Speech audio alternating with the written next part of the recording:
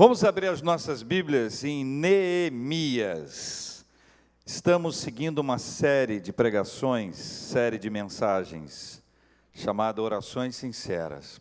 Daquelas coisas que a gente só fala com Deus e que a gente está passando por um sufoco e a gente diz: Senhor, eu não tenho mais o que dizer, eu preciso disso. Semana passada a gente começou com: Senhor, eu preciso de sabedoria. Está disponível no YouTube. Hoje, Senhor, eu preciso de forças. A leitura do livro de Neemias é muito interessante. Cada vez que a gente vai acompanhando a história, e eu confesso a vocês que ao longo desse estudo, eu fui descobrindo coisas que certamente eu já li, mas nunca calaram tanto no meu coração. Não sei se já aconteceu com você isso, de ler a Bíblia e de repente aquela palavra entra no seu coração como uma flecha. Como é interessante o poder de Deus na revelação das Sagradas Escrituras. Como é um sermão expositivo, eu quero pedir que você mantenha a sua Bíblia aberta, o tablet, o smartphone, porque a gente vai recorrer sempre às Sagradas Escrituras.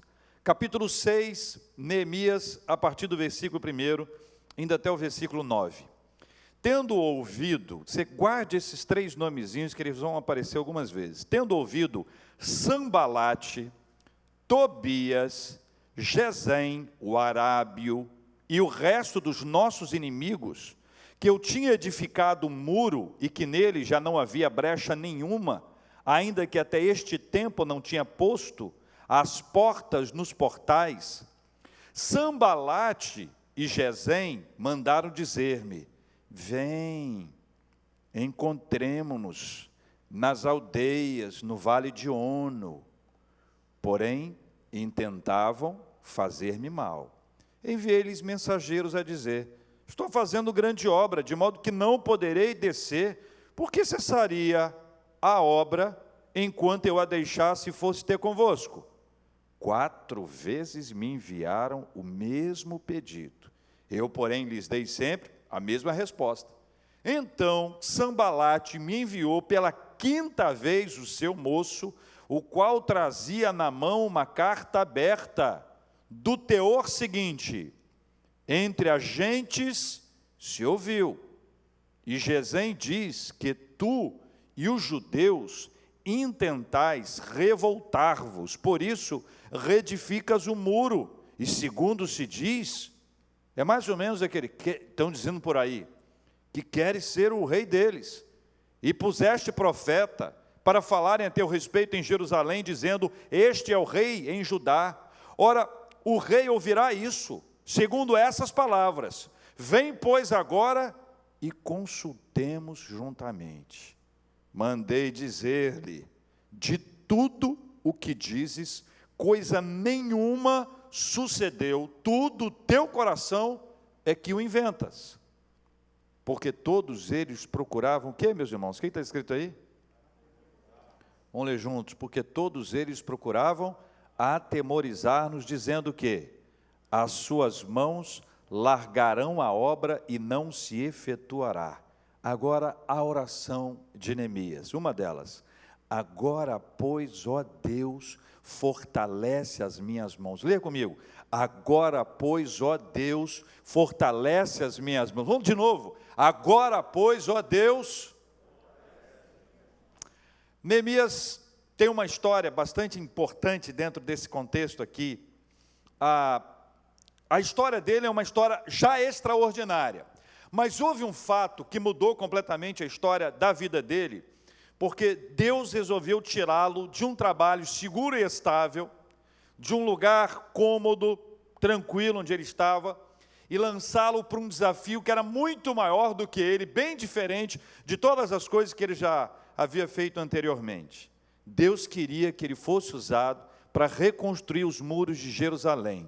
Ele, copeiro do rei, posição de segurança, de importância, uma área extremamente estável, mas Deus queria que ele fizesse uma coisa completamente diferente. Só que a obra de reedificação dos muros não era tão somente uma obra de construção civil. Era alguma coisa de dimensões espirituais que, à primeira vista, a gente não consegue identificar. era uma obra tão diferente de todas as obras que ele já havia feito, que qualquer um que dissesse, perguntasse, você vai fazer o quê? Não, vou reedificar os muros. Parecia uma obra de construção civil. Mas o que Deus queria, e que Deus estaria por realizar através da sua vida, era algo com dimensões espirituais. E tudo isso nasce a partir dos feitos de Deus, da vontade de Deus, para que no futuro os judeus fossem reagrupados e que houvesse saúde espiritual. Então entenda, no final dessa história, o que está sendo objetivado pelo nosso Deus é a saúde espiritual do seu povo. Não à toa, nós vamos observar quantos obstáculos apareceram. Os obstáculos não apareceriam se fosse apenas uma obra de construção civil. O obstáculo aparece, a barreira aparece, o inimigo se levanta quando é alguma questão espiritual. E a gente precisa aprender a identificar as questões espirituais e a lutar contra as questões espirituais espiritualmente. A primeira questão é a compreensão de que Neemias, como copeiro do rei, ele não estava nessa posição, que é uma posição influente à toa. Ele não estava ali, num lugar em que ele podia solicitar, como fez, autorização e cartas, para que ele pudesse ir adiante, ou seja, ele tinha a bênção do rei da Pérsia, mas essa circunstância não aconteceria se não houvesse a mão de Deus, o soberano Senhor, que coloca pessoas em lugares estratégicos e influentes em razão do seu querer, para realizar a sua obra segundo a sua vontade. Nesse texto, a partir da história de Neemias, nós vamos observar o perigo das raízes do enfraquecimento. Nós vamos identificar armadilhas espirituais e emocionais. E nós vamos concluir com a fonte do fortalecimento, onde eu quero convidar você a mergulhar hoje junto comigo. Amém, meus irmãos? Senhor, eu preciso de forças. Primeiro, as raízes do enfraquecimento.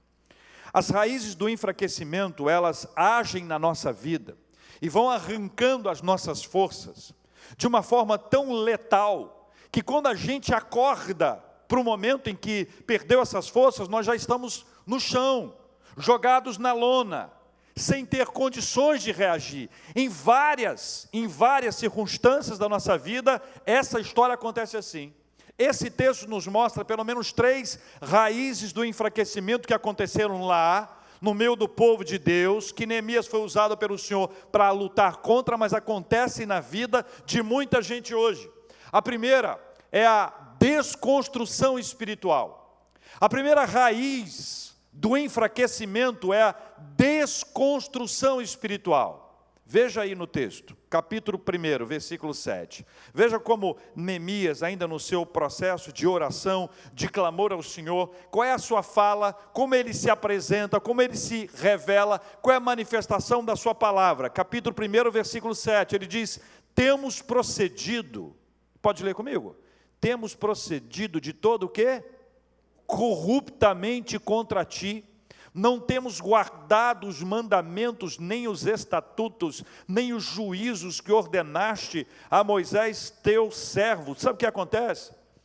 Essa descrição é que o povo de Deus havia abandonado a Deus, havia dado as costas para o Senhor.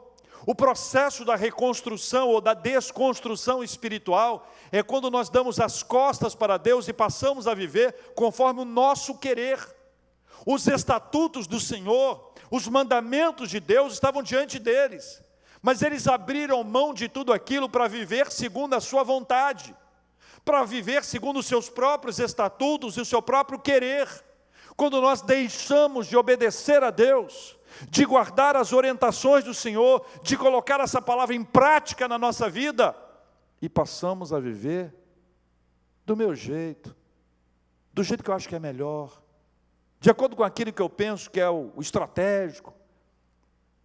Desconstrução espiritual. A segunda coisa que esse texto nos fala sobre raiz, essa raiz do enfraquecimento, a segunda é a raiz da idolatria financeira. Veja o que diz o capítulo 5. Capítulo 5, versículos 6 e 7, nós vamos ler juntos, mas ele detectou a usura, detectou uma idolatria financeira, detectou um amor ao dinheiro. Isso é muito comum de acontecer. O dinheiro entra na nossa vida, ele é capaz de ir ocupando o lugar da segurança.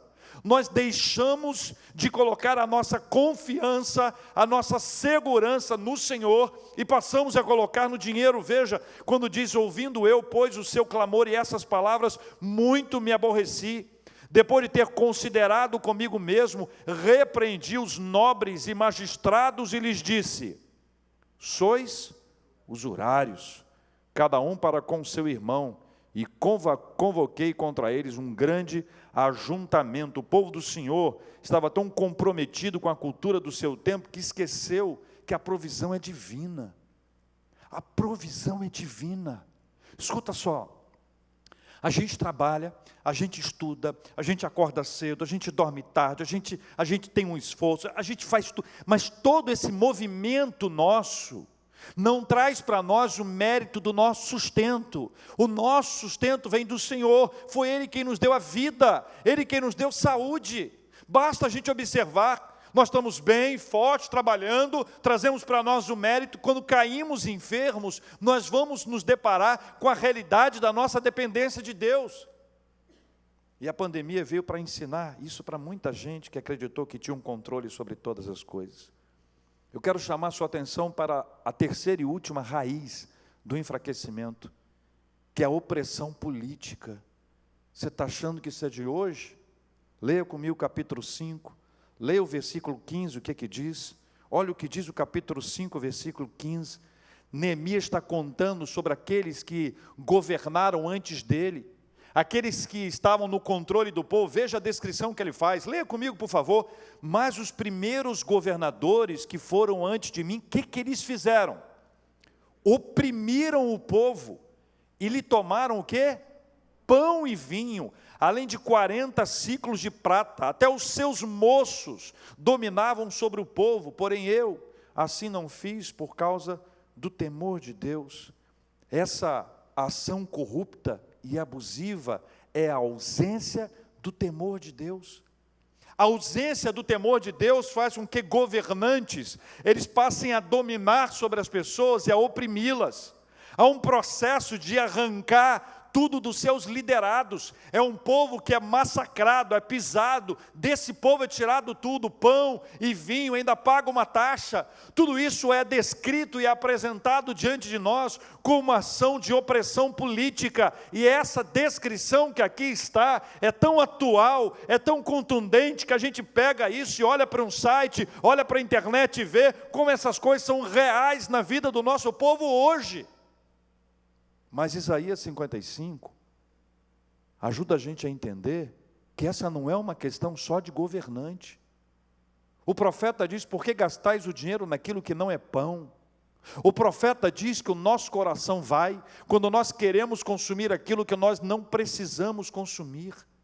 E nós deixamos de ter uma vida segundo a vontade de Deus, e o profeta vai dizendo no seu texto, olha, os meus caminhos não são os vossos, os meus pensamentos não são os vossos. Todas as vezes que um governante ou um governado se afasta dos caminhos de Deus, quando o seu pensamento vai para um lado e do Senhor para o outro, o caminho para um lado, o caminho para o outro, começa a enfraquecer. Estas são 3 razões ou 3 raízes que aqui se apresentam para o enfraquecimento espiritual do povo.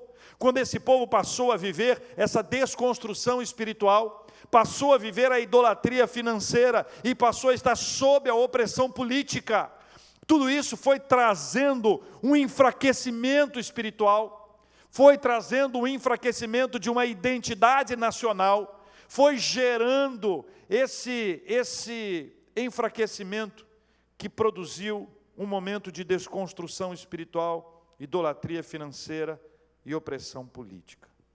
Agora, você observou que a desconstrução espiritual é causa da idolatria financeira e da opressão política? Você observou que no cerne disso tudo está a questão espiritual, que quando ela é colocada de lado, as demais coisas elas vêm, elas assumem o seu lugar de destaque e vão tirando da frente, do lugar, da centralidade, da palavra do Senhor da nossa vida. É por isso que nós precisamos, nesse processo de entender a reconstrução dos muros de Jerusalém, que é o assunto do texto, não como uma obra de construção civil, mas como uma questão altamente espiritual. Por isso, nós precisamos arrancar as raízes do enfraquecimento. Olhe para a sua vida, avalie a sua vida. 3 questões: desconstrução espiritual, esse processo dessa idolatria financeira e a opressão política, e não pense apenas no governador, como diz o texto bíblico, aqui no capítulo 5, versículo 15, mas na opressão que nós geramos sobre a vida das pessoas. Vamos arrancar as raízes do enfraquecimento. Segundo lugar, as armadilhas espirituais e emocionais. Todo o processo que ali estava, volto para te lembrar, não era apenas uma questão de uma obra civil, era uma questão espiritual. Todas as vezes que alguém se levanta para realizar a obra do Senhor, e não estou falando de igreja, é no seu trabalho, na sua casa, nos seus estudos, na sua amizade, todas as vezes que isso acontece, começa a haver o confronto. O inimigo se levanta, as manifestações vão ser mais contundentes ainda. As batalhas espirituais, elas são lançadas sobre a nossa vida. E aí existem armadilhas espirituais e emocionais. Elas andam juntas. Elas começam num lado e caminham para o outro. Pode começar no espiritual e migrar para o emocional, ou vice-versa. De todas as formas, nós precisamos identificar que essas armadilhas, elas estão postas diante de nós todos os dias. Neste caso, preparada a armadilha por esses 3 caras aqui que eu pedi que vocês prestassem atenção no nome deles. Capítulo 6, você vai vê-los aí outra vez. Sambalate, Tobias e Gesem. Eles partiram para a formação de barreiras e obstáculos, mas sem uso da força bélica por enquanto. Eles traçaram uma estratégia, ainda muito usada hoje, que é de minar espiritual e emocionalmente alguém. Muito usado hoje em dia. Você vai se identificar com esse texto. Capítulo 2, versículo 10. Capítulo 2, versículo 10. Eles estavam começando a obra, e aí diz a Bíblia, disto ficaram sabendo Sambalate, o horonita, e Tobias, o servo amonita, e muito lhes desagradou que alguém viesse a procurar o bem dos filhos de Israel. Aqui nasce a resistência, aqui nasce a oposição, aqui nasce a barreira, aqui nasce o obstáculo. Aquilo desagradou, mexeu com eles. Eles sabiam que aquela obra era uma obra espiritual, então eles não se agradaram. Sempre perceba que começa com este processo. Segundo, capítulo 2, ainda versículo 19, começam as armadilhas. Eles começam a minar o processo. Veja o capítulo 2, versículo 19. Porém, Sambalate, o horonita, e Tobias, o servo amonita, e Gesem, o arábio, quando souberam, olha as armas que eles utilizam aí. Primeiro, eles zombaram de nós. Segundo, nos desprezaram e disseram o quê? Que é isso que fazeis? Quereis rebelar-vos contra o rei? O que isso mostra? Primeiro, zombaria. Segundo, desprezo. Terceiro, acusação falsa. Isso mina. O objetivo era esse. Era parar a obra, deter a obra. Então eles começam a lançar uma armadilha para minar espiritual e emocionalmente. Começa com a zombaria. Não é fácil caminhar debaixo de zombaria. Não é fácil caminhar debaixo de desprezo. Uma acusação falsa é capaz de parar a pessoa, porque ela fica com receio de avançar. Sob desprezo, sob zombaria, o ponto normal da vida de uma pessoa qualquer era parar a obra, mas era essa a intenção. Existem pessoas que se lançam diante de nós e se apresentam com armadilhas como essas aqui, zombaria, desprezo, acusação falsa, para impedir o avanço da obra do Senhor. Capítulo 4. Eles utilizam mais uma armadilha. Tendo Sambalate ouvido que edificávamos um muro, ardeu em ira e se indignou muito. E escarneceu dos judeus. Essa é a primeira coisa. Então falou na presença de seus irmãos e do exército de Samaria e disse: que fazem estes fracos judeus? Permite-se-lhes isso? Sacrificarão, darão cabo da obra num só dia? Renascerão acaso dos montões de pó as pedras que foram queimadas? O golpe final vem agora.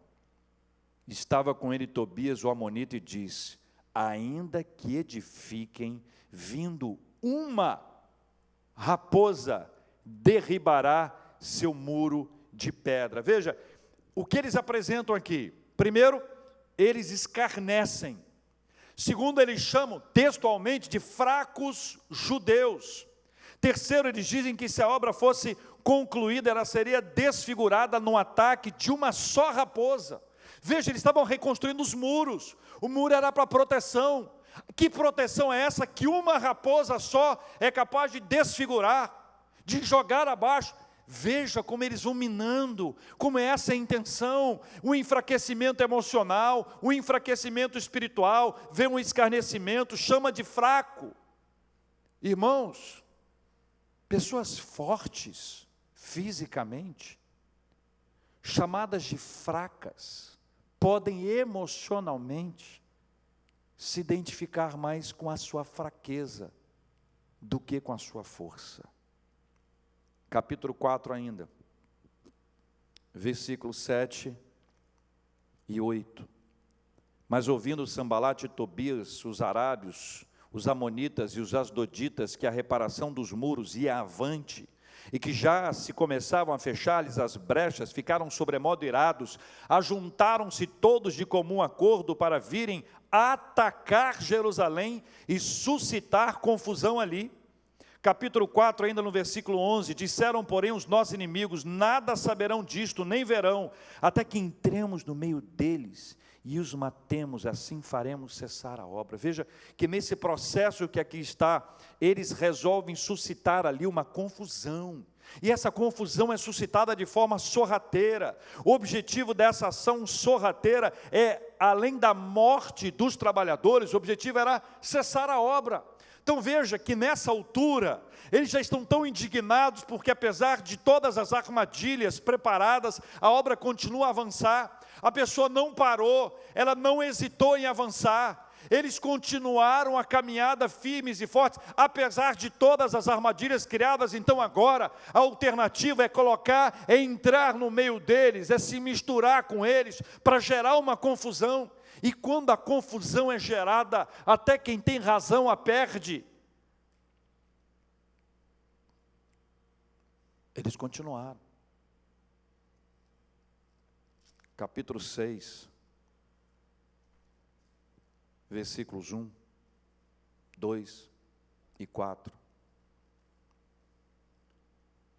Versículo 1. Tendo ouvido Sambalate, Tobias, Gesem, o Arabe e o resto dos nossos inimigos, que eu tinha edificado o muro, e que nele já não havia brecha nenhuma, ainda que até esse tempo não tinha posto as portas nos portais, Sambalate e Gesem mandaram dizer-me, vem, encontremo-nos nas aldeias, no vale de Ono, porém intentavam fazer-me mal. Versículo 4, 4 vezes me enviaram o mesmo pedido, eu porém lhes dei sempre a mesma resposta. E aqui uma outra estratégia que eles apresentam, aparentemente inocente. Veja que é uma sequência de preparação de armadilha, uma armadilha após outra armadilha, e nenhuma armadilha funciona, porque eles estavam focados na obra do Senhor. Eles se levantam agora para uma reunião, vamos conversar, nós precisamos conversar, vamos conversar, precisamos conversar. Não parece uma coisa boa? Não parece uma coisa inocente? Mas a estratégia não era para uma conversa. Eles intentavam fazer mal, dava até a impressão de que eles haviam desistido da oposição.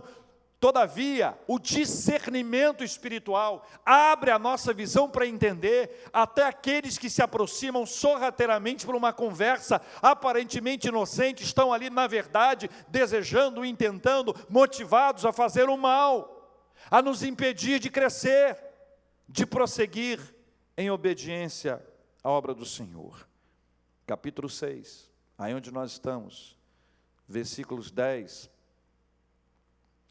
Tendo eu ido à casa de Semaías, filho de Delaías, filho de Meetabel, que estava encerrado, disse ele: vamos juntamente à casa de Deus no meio do templo, e fechemos as portas do templo, porque virão matar-te. Aliás, de noite virão matar-te.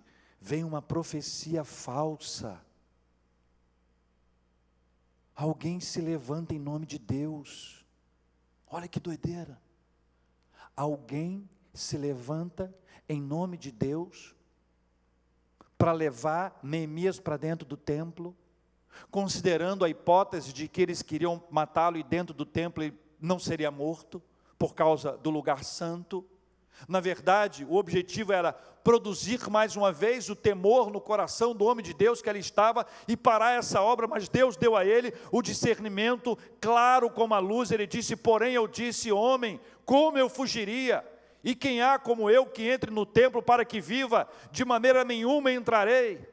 Versículo 12, leia comigo, que é importante a gente ler. Então percebi o quê? Que não era Deus que o enviara. Tal profecia falou ele contra mim. Por quê, hein, irmãos? Leia comigo. Porque Tobias e Sambalate o subornaram. Você está entendendo que não é uma construção, não é um muro apenas que ali estava em jogo? Não teria essa resistência toda? Você já se preparou para enfrentar uma oposição desse nível, se você quiser avançar espiritualmente? Se você quiser reconstruir os muros espirituais da sua vida? Se você quiser ver a sua casa rodeada pelos muros do Senhor e ver a bênção de Deus ali dentro da sua casa, até profecia sob suborno apareceu para parar essa obra. Que doideira é essa, gente? Mas é isso que o texto conta.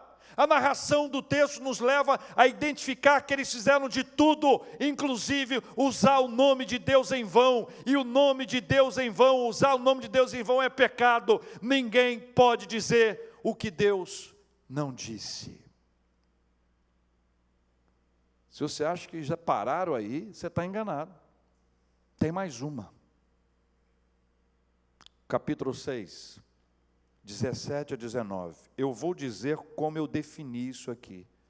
Tráfico de influência. Muito comum hoje em dia. Também naqueles dias, versículo 17, capítulo 6. Também naqueles dias, alguns nobres de Judá escreveram muitas cartas que iam para Tobias, e cartas de Tobias vinham para eles, pois muitos em Judá lhe eram ajuramentados, porque era genro de Secanias, filho de Ará, e seu filho Joanã se casara com a filha de Mesulão, filho de Berequias. Também das suas boas ações falavam na minha presença, e as minhas palavras lhe levavam a ele. Tobias escrevia cartas para me atemorizar, cada uma armadilha preparada para deter, para parar, para impedir o avanço, como uma barreira, como um obstáculo diante deles. E nós precisamos aprender, com o discernimento espiritual, a identificar as armadilhas que são colocadas diante de nós, como Deus deu a ele, como Deus mostrou a ele, coisas que vão enfraquecendo a nossa vida, porque vai nos minando espiritual e emocionalmente. Nós estamos caminhando felizes e alegres, alguém prepara uma armadilha, a gente cai. Quando a gente cai, a gente machuca. Quando a gente machuca, a gente enfraquece. Não são as lutas que nos enfraquecem, as quedas nos enfraquecem. As lutas nos fortalecem.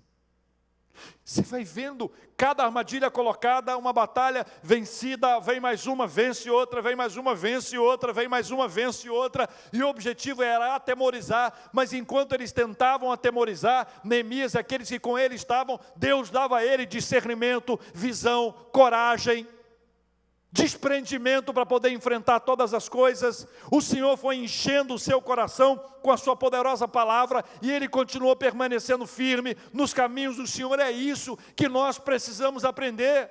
Se primeiro, nós precisamos compreender as raízes do enfraquecimento.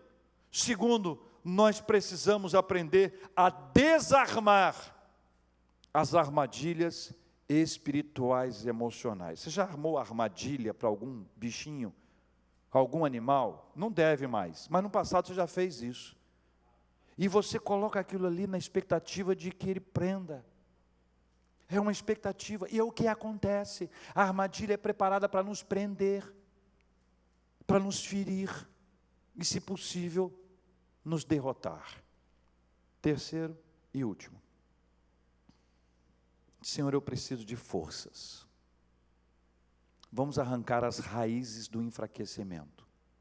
Vamos identificar e desarmar as armadilhas espirituais e emocionais. Terceiro, vamos mergulhar na fonte do fortalecimento. A única possibilidade de arrancar as raízes do enfraquecimento, identificar e desarmar as armadilhas espirituais e emocionais é por meio da ação poderosa do nosso Deus. Tudo começa na oração. Tudo começa na oração, na conversa sincera e direta a Deus. Veja o capítulo 1, versículo 11. Tudo começa ali. Neemias diz no versículo 11 do capítulo 1, ah, Senhor, estejam, pois, atentos os teus ouvidos, à oração do teu servo e a dos teus servos que se agradam de temer o teu nome. Concede que seja bem sucedido hoje o teu servo e dá-lhe mercê perante este homem. Nesse tempo eu era copeiro do rei. Tudo começa com oração. Tudo começa com dependência, com submissão, com súplica, com clamor ao Senhor. Tudo começa nessa sua intimidade, no abrir o coração, no entregar tudo nas mãos do nosso Deus, para viver essa realidade que aqui estava. A sequência agora, que eu quero que você leia comigo os versículos, você vai ver como Deus foi conduzindo o processo. Que agora a gente começa a ver como Deus fortaleceu. Se primeiro a gente viu as raízes do enfraquecimento, e depois nós fomos vendo as armadilhas, para identificá-las, armadilhas espirituais e emocionais, você vai se deparar agora como Deus deu forças para vencer. Capítulo 2, versículo 8. Capítulo 2, versículo 8, finalzinho, diz assim, e o rei Masdeu está falando sobre as cartas, a autorização, a caminhada, a seguir em frente, mas ele termina o versículo 8 dizendo assim, porque a boa mão do meu Deus era comigo. Escuta, a boa mão do meu Deus era comigo. A questão é, não importa quais são os obstáculos, não importam as barreiras, não importam as dificuldades, não importam as lutas, importa quem está conosco. Enquanto a boa mão do Senhor esteve com Neemias, ele avançou. Enquanto a boa mão do Senhor estiver com você e comigo, nós vamos avançar. Não há barreira, não há obstáculo, não há luta, não há adversidade, não há deserto, não há nada que possa impedir a nossa caminhada enquanto Deus estiver ao nosso lado. Capítulo 2, versículo 12, ele diz, quem é que conduziu essa caminhada?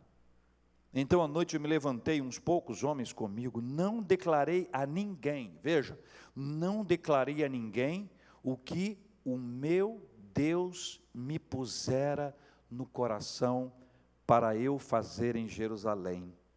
Olha, a gente não cria desafios, a gente segue, a gente obedece. Não é o que eu tenho no meu coração como um coração que cria, um coração que inventa, não é isso, é o que Deus coloca no coração. Deus só vai colocar no seu coração se você estiver em oração. Enquanto você estiver em oração, Deus vai colocar no seu coração e você saberá que esta é a vontade de Deus para a sua vida. Ele vai te fortalecer para te ajudar a enfrentar os problemas e todas as intempéries da vida. Não pode ser aquilo que eu tenho no coração, sabe por quê? Porque o meu coração, ele é enganoso. O coração é enganoso, o coração se engana e o coração me engana. Dá ruim. Mas quando é Ele que coloca no coração, vem paz, É o que a Bíblia diz: a paz de Cristo seja árbitro no vosso coração. O Senhor da paz, Ele coloca aquilo no coração e aquilo incendeia a nossa vida. Aquilo fortalece a nossa vida. Quando nós queremos parar, desistir, descansar, quando nós queremos abandonar, dar as costas, Deus nos levanta, nos ergue e diz: olha, eu coloquei isso no seu coração, você não vai desistir porque eu estou com você. Ele reafirma isso mais adiante no capítulo 2, versículo 18, mais uma vez, a expressão está aí para ser repetida para a gente entender: e lhes declarei como a boa mão do meu Deus estivera comigo. Ele está animando o povo, não começou nem a obra ainda, longe está a realização, a obra não está nem iniciada, quanto mais concluída. Mas ele afirma e reafirma: a boa mão do Senhor está comigo. É isso que nos faz caminhar. Quando nós estamos fraquejando, cansados, sobrecarregados, quem nos coloca de pé é a boa mão do Senhor. Capítulo 2 ainda, versículo 20, olha para frente. Está difícil, momento tenso, complicado, olha para frente. Capítulo 2, versículo 20. Então lhes respondi: o Deus dos céus é quem nos dará bom êxito. O sucesso, o êxito é do Senhor. Veja, o Deus dos céus quem nos dará bom êxito. Não importam as dificuldades, o Senhor é que vai nos dar o êxito, Ele é que vai nos conduzir ao triunfo, Ele é quem vai nos conduzir à vitória, Ele é quem vai nos levar ao sucesso, é o Senhor que vai nos conduzir. É como se Ele estivesse por trás de nós, nos empurrando e dizendo: vai filho, vai filha, não para filho, não para filha, siga, siga, siga, siga, porque eu estou com você. Capítulo 4, versículo 9, no meio da tormenta, bombardeado por armadilhas, quando uma dessas armadilhas é armada, uma arapuca é criada, o objetivo é suscitar a confusão e matá-los. Versículo 9 nos leva ao lugar do começo: porém, nós oramos ao nosso Deus. Nós oramos ao nosso Deus mais uma vez. É o Senhor quem responde, é o Senhor quem dá força, é o Senhor que livra. Tudo armado, confusão armada, para suscitar a confusão ali, para que eles fossem mortos. Eles oraram, oraram, oraram. Não deixe a oração como algo a ser levantado por outros na sua vida. Não viva pedindo oração sem orar. Ore, converse com Deus. Deus não faz acepção de pessoas. Não há quem ore com mais intimidade com Deus do que aquele que está vivendo o problema e a dificuldade. Capítulo 4, versículo 15 ainda. E sucedeu que, ouvindo os nossos inimigos, que já o sabíamos, e que Deus tinha frustrado o desígnio deles.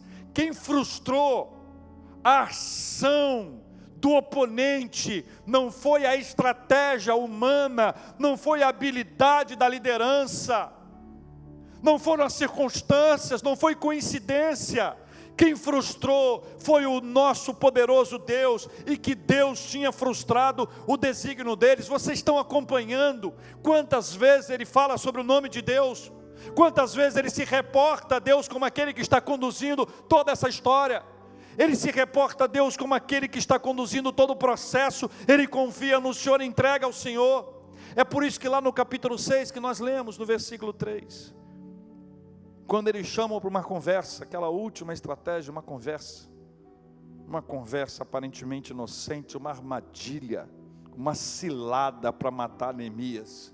Ódio, ira, é o que estava no coração deles.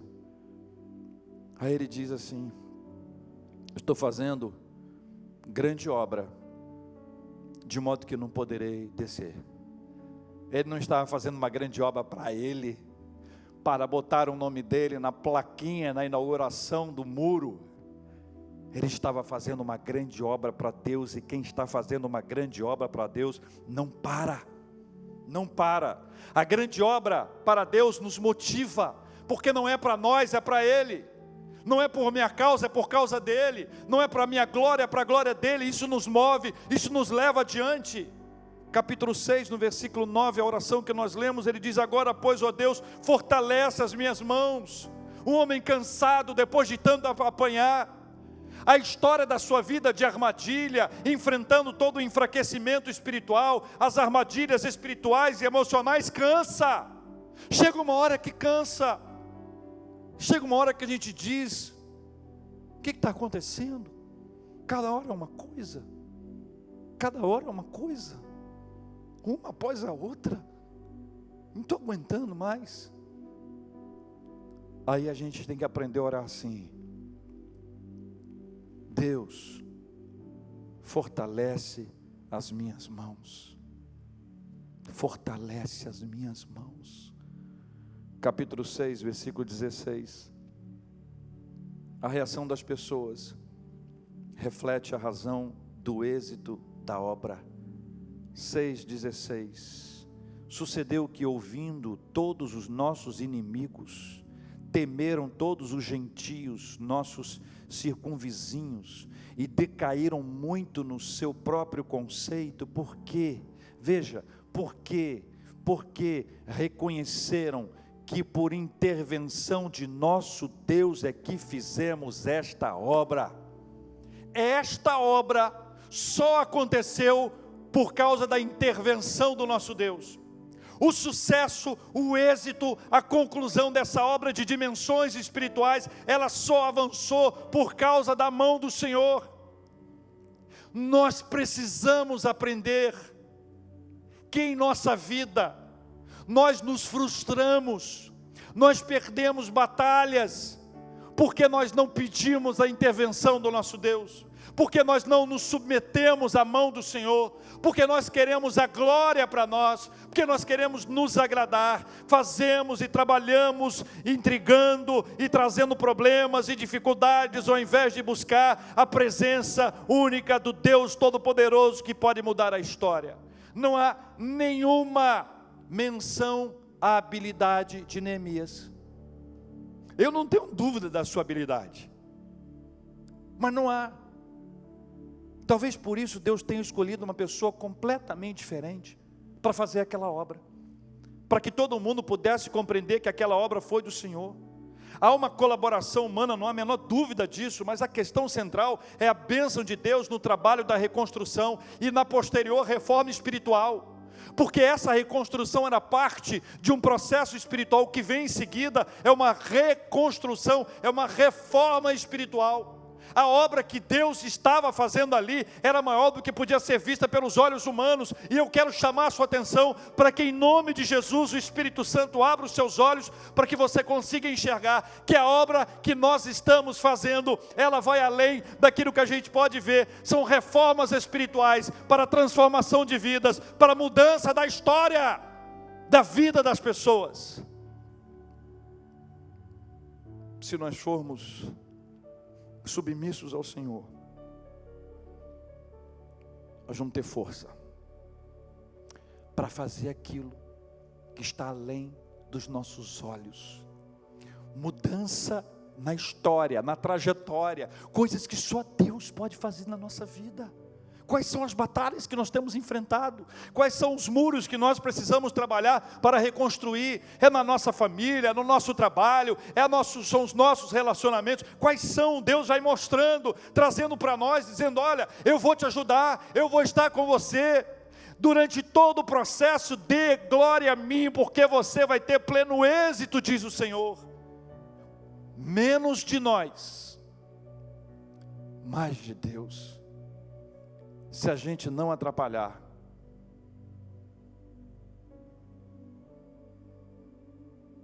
Senhor, eu preciso de forças. Eu quero orar com você, porque nós precisamos arrancar as raízes do enfraquecimento. O que é que tem nos enfraquecido? Vamos arrancar as raízes do enfraquecimento.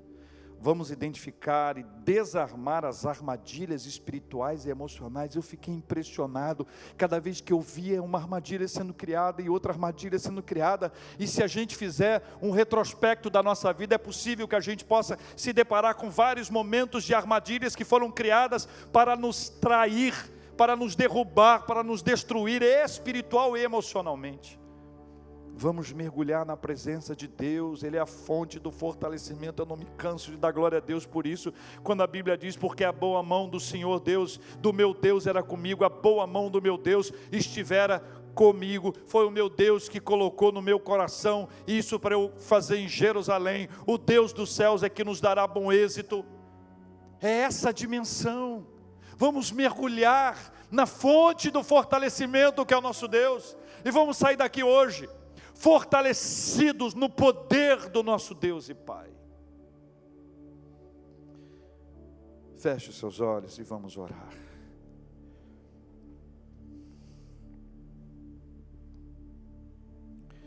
Senhor Deus, existem raízes do enfraquecimento na nossa vida. Cada um de nós tem várias dessas raízes que pretendem tirar toda a nossa força.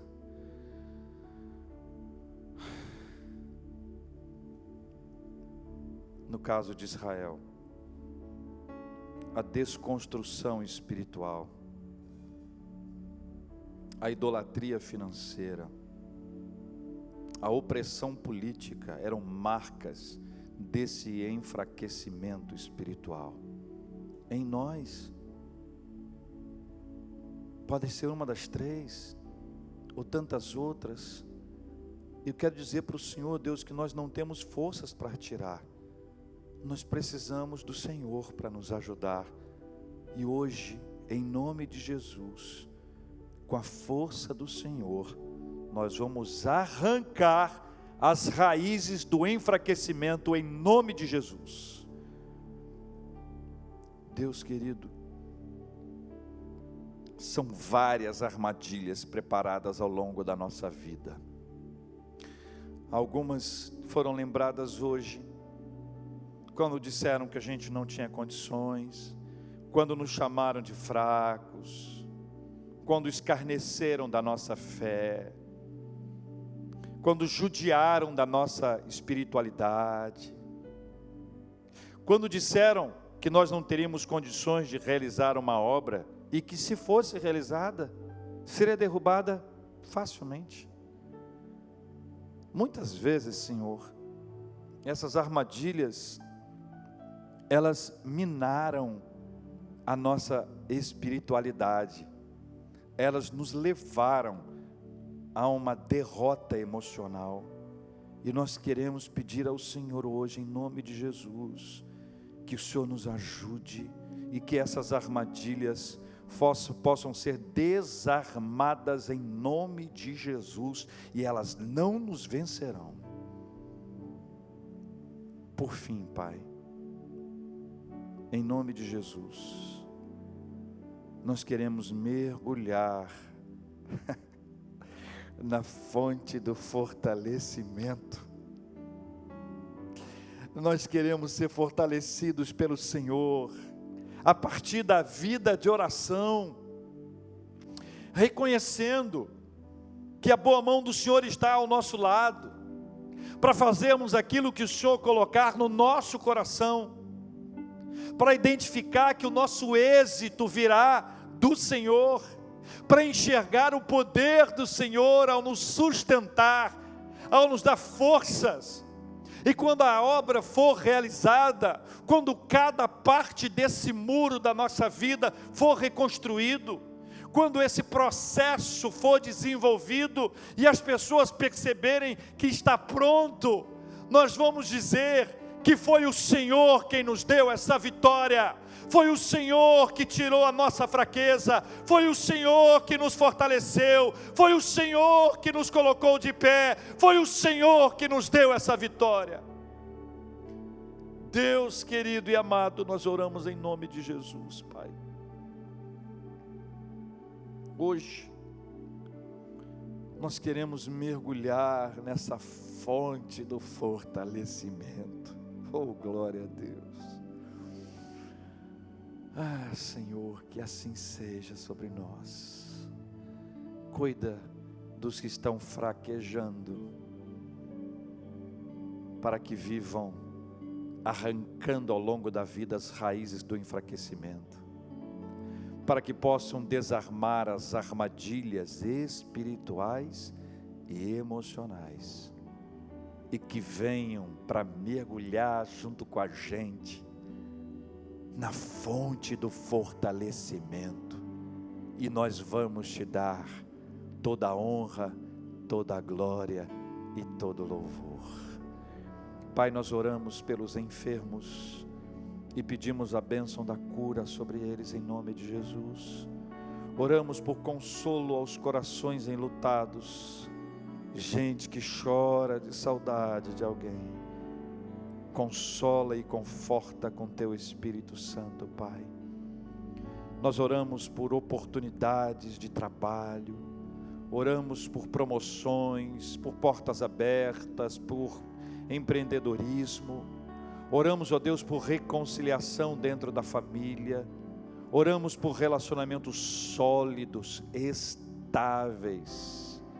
Oramos, ó Deus, pela nossa cidade, nosso estado, nosso país. Oramos contra esta pandemia, pedindo a bênção da cura em nome do Senhor Jesus. Pai, nós já também queremos hoje agradecer ao Senhor pelas bênçãos, tantas bênçãos já recebidas. Louvado seja o nome do Senhor, Pai. Nossas mãos estão cheias de gratidão, porque nós somos gratos pela intervenção do Senhor na história da humanidade, pela maneira como o Senhor resolveu se comunicar conosco. Louvado seja o nome do Senhor. E agora, Pai, nós aprendemos a agradecer antes de receber. Nós pedimos, se for da vontade do Senhor, na hora do Senhor, nós vamos receber. E quando recebermos, nós já estaremos agradecendo e agradecendo ao Senhor. E se não chegar, o Senhor vai nos dar uma paz tão grande, que nós perceberemos que a paz do Senhor é aquela que excede a todo entendimento. Nós oramos agradecidos em nome de Jesus, o Senhor da nossa vida. Amém.